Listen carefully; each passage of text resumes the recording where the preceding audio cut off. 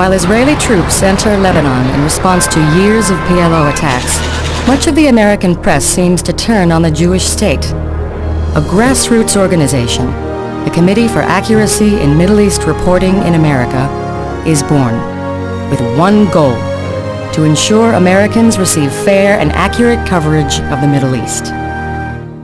Camera identified the challenge early on: sloppy and ill-informed reporting, an obsessive focus on Israel, and the magnifying of its faults with silence about Arab regimes and their misdeeds. The first Intifada.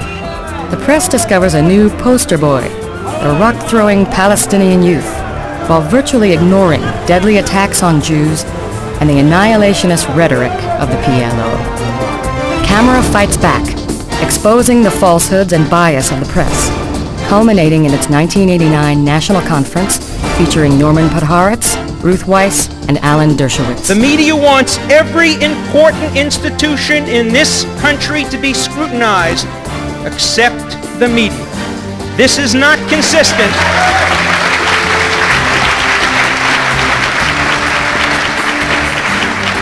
This is not consistent with freedom of speech, and this conference marks the end of those days. In that same year, Camera began to build a network of letter writers, mailing out action alerts in a campaign to demand accuracy and even-handedness from media outlets across the nation. Both the conference and the letter writing initiative have become hallmarks of Camera's core mission of educating and informing the public about the realities and complexities of the Middle East. They've also created a sense of community and shared experience among those who care about Israel and the truth.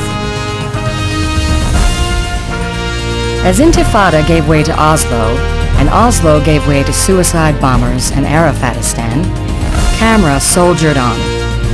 Headquartered in Boston, it began to expand its professional staff, with individuals skilled in tracking fast-moving events, identifying problematic coverage, and engaging in behind-the-scenes communication with a media establishment that shaped and often distorted the public perspective.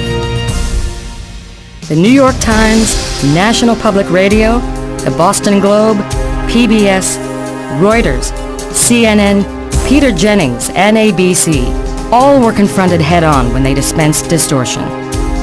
The documentary was marred by material error and distortion so extensive as to render the film fundamentally false. By the summer of 2000, Arafat's refusal of Israel's peace offers and the subsequent violence made Camera's work even more indispensable. The struggle continues. As it moves into its next quarter century, Camera continues to confront the vilification of Israel on campus and in academia.